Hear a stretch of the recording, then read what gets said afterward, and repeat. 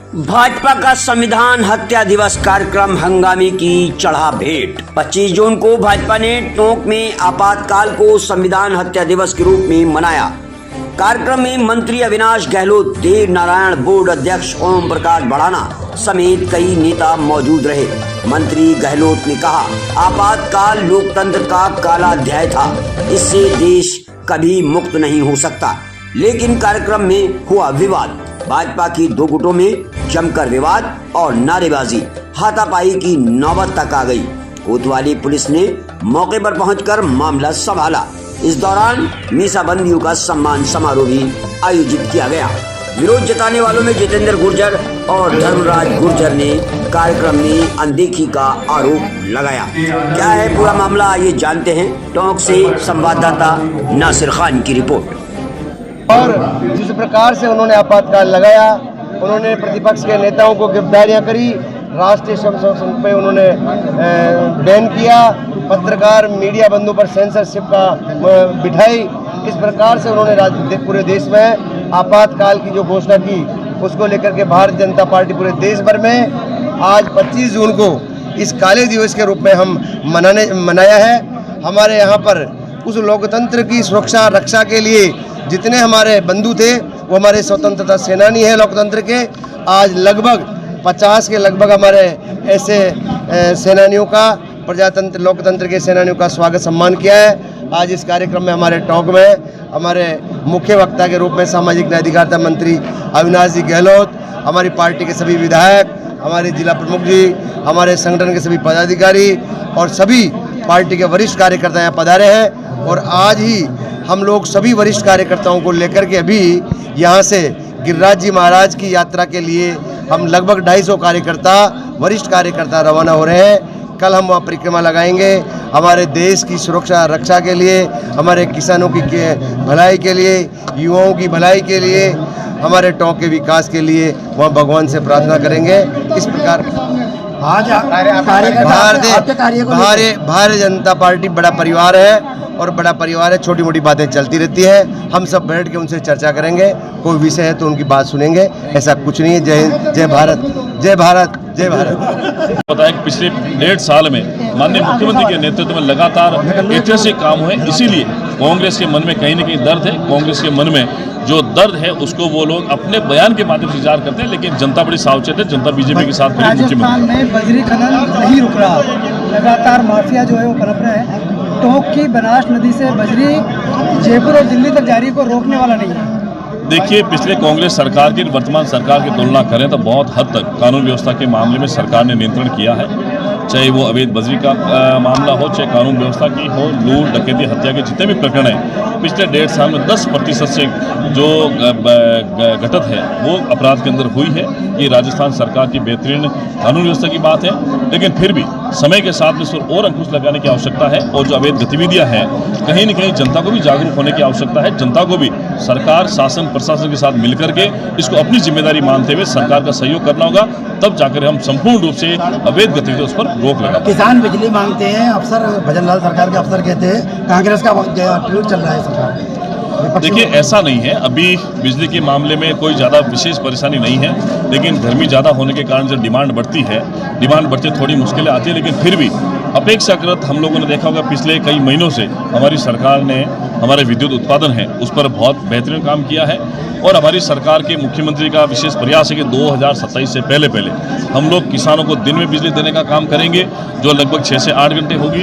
और 24 घंटे डोमेस्टिक बिजली है वो 22 से 24 घंटे देने का काम करेंगे।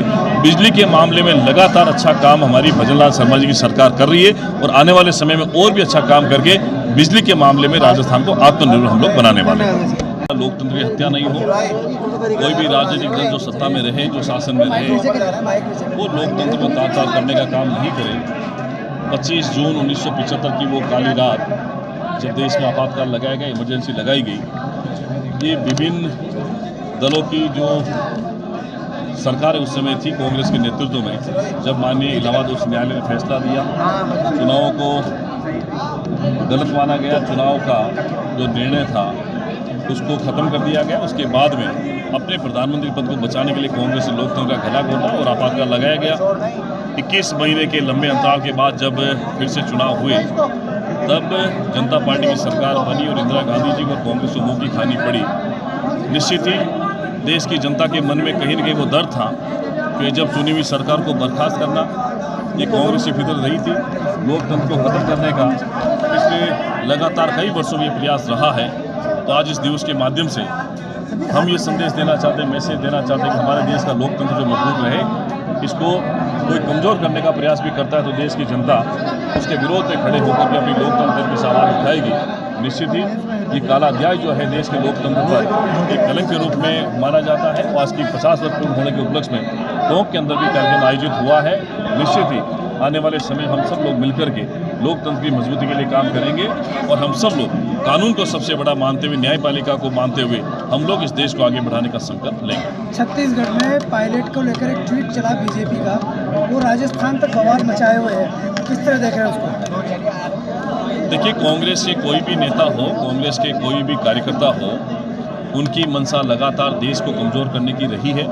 पहले जब एक समय था जब कांग्रेस की सरकार पूर्ण बहुमत के साथ में हुआ करती थी, लेकिन जैसे जैसे उन्होंने कानून से ऊपर अपने आप को जब समझने लगे, कानून के बाहर जाकर के जब लोकतांत्रिक संस्थाओं पर चोट करने का काम उन्होंने किया तो देश की जनता ने को जवाब दिया। निश्चित ही कोई भी व्यक्ति उस देश का, उसको कानून को माथे पर रख करके कानून का सम्मान करना चाहिए। हम सभी का सम्मान करते हैं, लोकतंत्र सबको अपनी आवाज़ कहने का अधिकार है, लेकिन मुझे लगता है कानून से, लोकतंत्र से ऊपर कोई भी व्यक्ति नहीं है और कानून का सम्मान हम कैसे कर सकते हैं उसके बारे में हमें ध्यान रखना होगा। छत्तीसगढ़ बीजेपी ने ट्वीट किया कि पायलट नहीं तेंदुलकर बनना चाहिए। देखिए, मुझे इस प्रकरण की कोई जानकारी नहीं है, ना मैंने पढ़ा है। आज विशेष दिवस है आपातकाल का, इसलिए आपातकाल के बारे में मुझे पार्टी ने टोंक के अंदर भेजा है, इसलिए आपातकाल के कार्यक्रम आज टोंक के अंदर आयोजित हुआ। आपके सामने नीचे कार्यकर्ता आपस में भिड़े, शिकायत थी उनकी, वो सुनने को लेके झगड़ा हुआ। देखिए, ऐसा नहीं है। जब पार्टी का विस्तार होता है, आपने देखा होगा 14 करोड़ से ज़्यादा सदस्य पार्टी के बने हैं, विश्व के अंदर सबसे बड़ी पार्टी बनी है। जब भी कोई बड़ा कार्यक्रम होता है तो हम चाहते हैं कि वो घर घर के अंदर रहे, मोहल्ले के अंदर कार्यक्रम वो रहे, लोगों में जागरूकता रहे। जब बड़ा परिवार होता है तब छोटी छोटी बातें होती है। निश्चित ही उनसे भी बात करेंगे, कार्यकर्ताओं से भी बात करेंगे और जो भी कोई बात होगी हम लोग आपस में परिवार के अंदर बैठ के बात करेंगे। मीडिया में आज एक बयान दिया है, ऐसा कुछ भी नहीं है। देखिए, ऐसा कुछ भी नहीं है। कांग्रेस के पास में अभी कोई काम नहीं है, ना भजन लाल जी की शर्मा की सरकार के जो कार्यकाल में जो काम हो रहे हैं, विकास के जो काम हो रहे हैं, उसका उनके पास कोई तोड़ नहीं है। इसलिए अपने आप को विपक्षी भूमिका में जीवित रखने के लिए इस प्रकार के बयान देते हैं। पूरे के पूरे विधायक, पूरे के पूरे मंत्री, पूरी की पूरी कार्यकर्ता जो है मजबूती के साथ में हमारे मुख्यमंत्री के साथ में खड़े हैं और हमारे संगठन के साथ में खड़े हैं। टीकाराम जूली सीएम साहब को खुली बहस की चुनौती दी है। देखिए, मुख्यमंत्री जी के सामने उनका कोई वजूद नहीं है, ये तो जनता जानती है। इसीलिए उन्होंने उपचुनाव में भी भारतीय जनता पार्टी को जिताया है, पंचायत राज जिला परिषद चुनाव में भी भारतीय जनता पार्टी को जीत मिली है।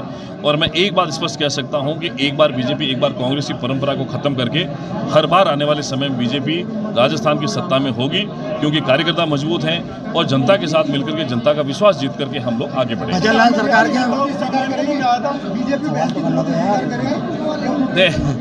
देखिए, समय के साथ में सब बातें हो गई। मुख्यमंत्री ने कहा है कि पिछले 1.5 साल का कार्यकाल हमारा और पिछले 5 साल कांग्रेस के कार्यकाल की अगर तुलना करेंगे तो ये जनता के ऊपर छोड़ देना चाहिए कि जनता इसका निर्णय करेगी और जनता को